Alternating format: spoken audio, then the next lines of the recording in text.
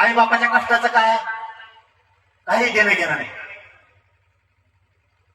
मासाहेब जिजाऊंनी स्वप्न बघितलं स्वराज्याचं, छत्रपती शिवरायांनी ते पूर्ण केलं.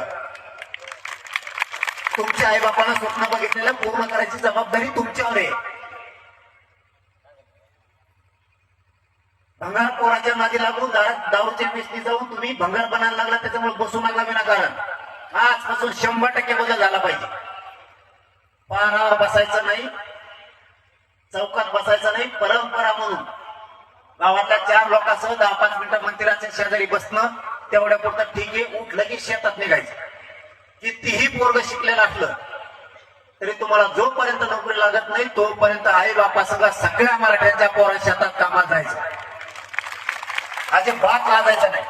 आपल्या आई बापा जर ते गोणी भरून कापूस आणत असले तर आपण सुद्धा एक डोक्यावर गठोडं घेऊन चालू लागा. आई बापाला आधार मिळत.